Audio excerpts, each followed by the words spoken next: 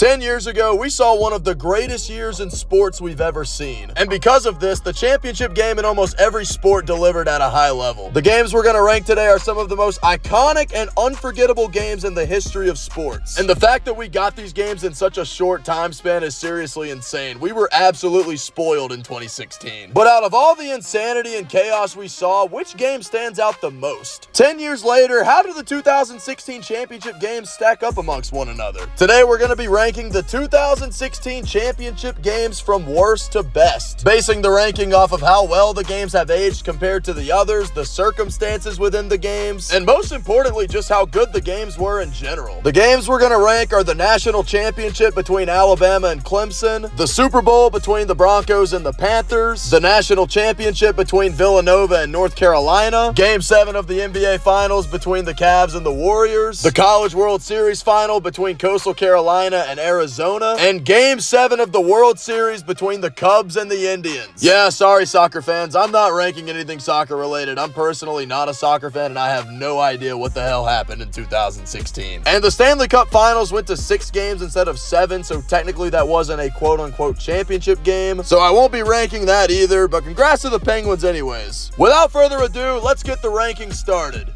Alright, the lowest ranked championship game is the Super Bowl between the Broncos and the Panthers. Not the worst game ever, but it sure as hell wasn't the best. The game had a ton of hype. The electric Cam Newton Panthers offense versus the terrifying Broncos defense. Along with the speculation of this being Peyton Manning's final game, this had all the Super Bowl storylines you could ask for. Unfortunately, this was not the instant classic we had hoped for. We knew the Broncos defense was going to give Cam trouble, but my God, we did not expect the massacre that they gave him in the Carolina offensive line. Von Miller, DeMarcus Ware, and the Broncos front 7 should have been arrested immediately after the game for first-degree assault. They were quite literally an unstoppable force. They sacked Cam 7 times, they stripped him twice, and they bailed out the below-average play from the Broncos offense by being the ones to put points on the board. The score does not tell the story. The Broncos were just out there bullying the Panthers on offense, and I can't lie, it was pretty entertaining. I'm not a Panthers hater or anything, but seeing that kind of defensive masterclass on the biggest stage was really cool. When it comes to the game itself, like I said, neither offense played well, but at least the score was technically somewhat close the entire game. I'd take a Broncos-Panthers type Super Bowl all day over Super Bowls like the Eagles blowing out the Chiefs or the Seahawks blowing out the Broncos. All in all, it wasn't a great game, but it was certainly a game that you couldn't just turn off in the second half and watch something else. Coming in at number 5, we've got the College World Series Final between Coastal Carolina and Arizona. It was a pitcher's duel for the first 6 innings. Bobby Dahlbeck for Arizona and Andrew Beckwith for Coastal were both in the zone. Throughout the first 6 innings, both teams got out of really scary scoring situations to avoid giving up the first run of the game. But the Chanticleers exploded in the 6th inning. Dahlbeck was up to 100 pitches when he gave up multiple hits to put Coastal in scoring position. And after a bobbled attempt at the ball and a bad throw to third, Coastal went up 2-0. Next at bat, G.K. Young launched it out of right field, and that one was gone. And Coastal could almost feel it up 4-0. But Arizona's bats finally came alive in the same inning. Beckwith gave up a base hit with bases loaded, and the Wildcats cut it to 2. Both bullpens really delivered for the next 3 innings, and we went into the bottom of the 9th with Coastal up 2 runs. After a sac fly with a runner on third, Arizona cut the lead to 1, but now they had 2 outs. With a runner on first, Ryan Aguilar hit one deep into left, and that ball was fair. Just barely, and that got the tying run at third. Ryan Haug was up to bat with 2 outs and guys on second and third, and here we go. An out wins the World Series for Coastal, and a base hit wins the World Series for Arizona. 3-2 count, Alex Cunningham delivered. It was a swing and a miss, and Coastal Carolina, World Series champions. This was about all you can ask for in a baseball game to determine the champion. Great pitching all around, exciting hits down the stretch, and the game coming down to the final at-bat. Absolute instant classic, and the fact that this game is only number 5 means you better buckle up. At number 4, we've got the national championship between Alabama and Clemson, and my God, this game was insane. Bama had a loaded team. This was the prime of the Saban dynasty, and Clemson was establishing itself as a top program of the 2010s. They had been knocking on the door for a while, but Dabo Swinney and Deshaun Watson's squad finally made it to the championship game, and this game was about to be nothing but fireworks. Right off the bat in the first quarter, both teams came out of the gates on fire. Derrick Henry broke a 50-yard touchdown run, and Deshaun Watson found Hunter Renfrow twice in the end zone to give Clemson the lead. Alabama responded fast after an Eddie Jackson pick set him up in good field position. Derrick Henry punched it in for his second touchdown of the night. Bama was the first to strike in the second half after Jacob Coker found O.J. Howard wide open and the Tide led by 7. Eventually, Clemson took the lead back after scoring 10 unanswered, but after an Alabama field goal, we were once again tied. And right after that, in one of the ballsiest calls in college football history, Nick Saban dialed up an onside kick, and it most certainly paid off because a few moments after that, Coker found Howard wide open again for his second score of the night. After Clemson kicked a field goal to cut it to 4, Kenyon Drake caught some blocks on the return, got to the outside, made everybody miss, and he went all the way down the sidelines, and Alabama had the biggest lead of the night in the fourth quarter. Watson and the Tiger offense responded quickly as Artavis Scott hauled in a touchdown, but guess who?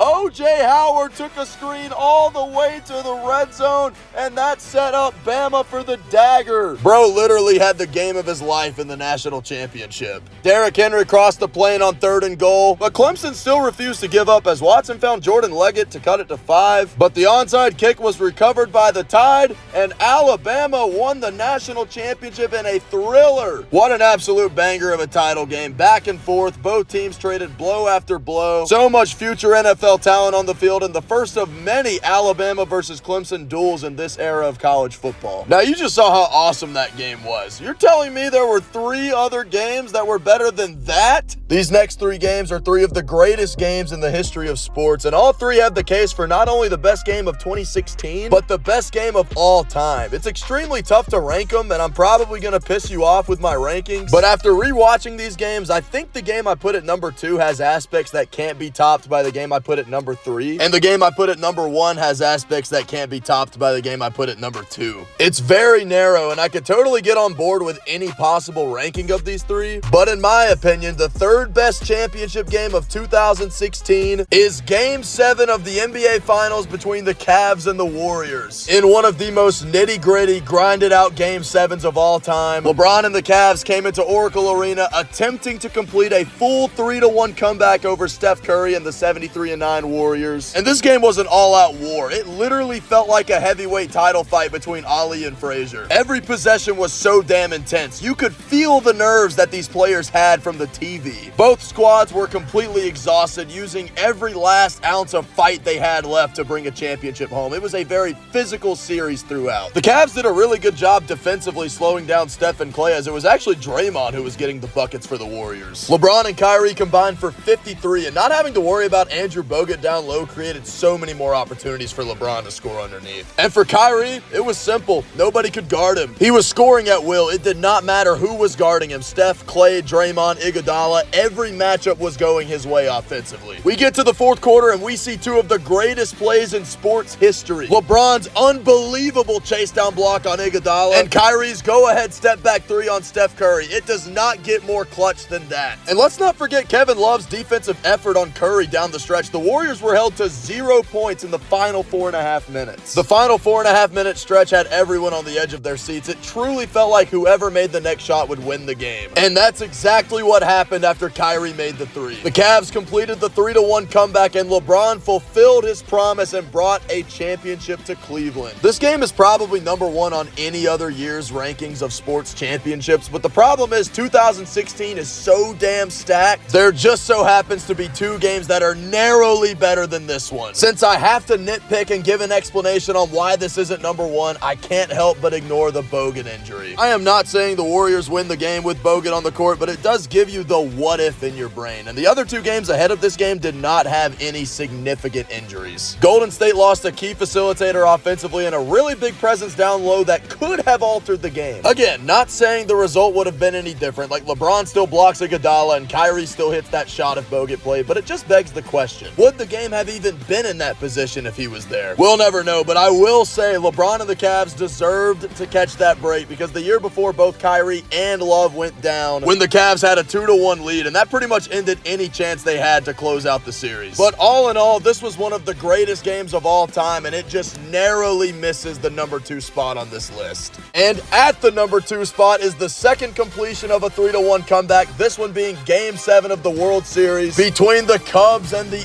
Indians. The Cubs were attempting to put an end to the 100-and-something year curse of not winning a World Series, and the Indians were also looking for their first title since the 40s. And yeah, this game had a ton of fireworks. Corey Kluber got the start for Cleveland, and it was not the best night for him. He gave up a home run hit by Dexter Fowler in the first inning, a handful of hits in the fourth that led to 2 runs, and then a home run in the fifth, this one hit by Javier Baez. Andrew Miller came in, and he didn't get off to a hot start either. He gave up multiple hits, and after a hit by Anthony Rizzo, Chris Bryant came home to make it 5-1 Cubs. The Indians' bats came alive in the same inning after John Lester entered the game to relieve Kyle Hendricks, and a pitch to Francisco Lindor hit David Ross, and that allowed Cleveland to bring in 2, and that made it 5-3. The Cubs wasted no time building the lead back up as Old Man Ross hit this one off Miller deep center field, and the Cubs extended the lead up to 3. We saw some good pitching from both sides up until the bottom of the 8th, where Brandon Guyer hit a line drive into right center off Aroldis Chapman, and that sent Ramirez home to cut it to 2. With Guyer at second and with 2 outs, Rajai Davis, oh my God, absolutely nuked it to tie the game. The Indians and Cubs were both able to get out of the 9th, and a quick rain delay later, it was do or die in Game 7 of the World Series. They were headed to the 10th. The Cubs struck first after Ben Zobrist, who was 0 for 4 on the night, delivered a base hit off Brian Shaw to send Almora home, and then Miguel Montero with a base hit to send Rizzo home, and the Cubs took a commanding 2-run lead in the potential final inning. The Indians were only able to bring in 1 runner home in the 10th, and after Chris Bryant delivered the final out to Anthony Rizzo, the Cubs had won one of the greatest games of baseball ever played, but it is not the #1 championship game of 2016.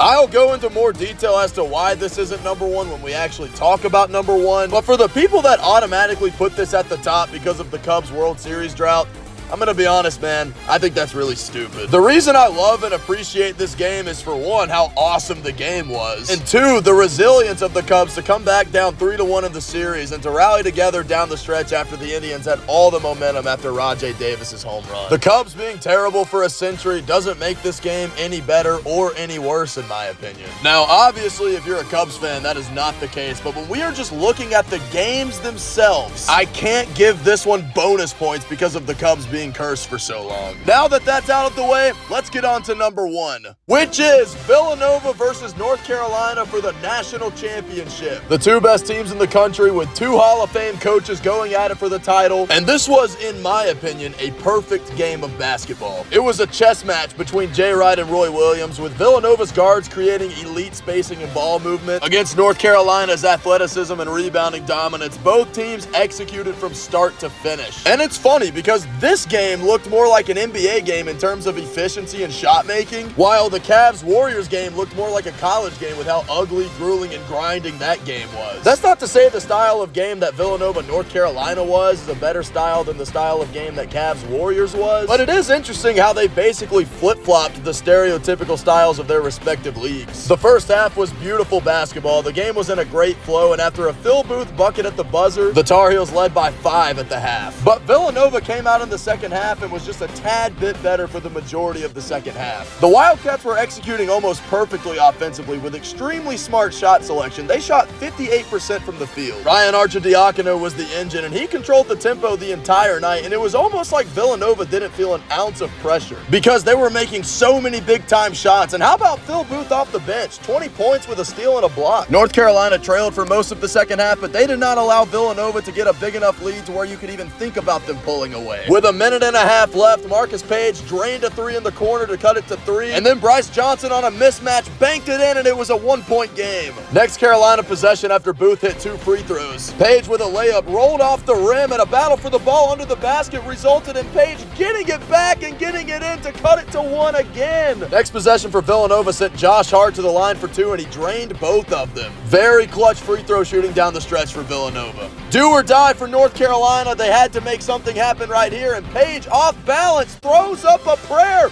and it somehow went in for the tie. Unbelievable. How in the world did that shot go in? Unfortunately, little does Page know, he just hit the shot that nobody will remember. Because in the timeout, Jay Wright drew up a perfect play, and it was executed to perfection. Arcidiacono took it up the court, read the defense, dumped it to Chris Jenkins, and for the national championship, drained it.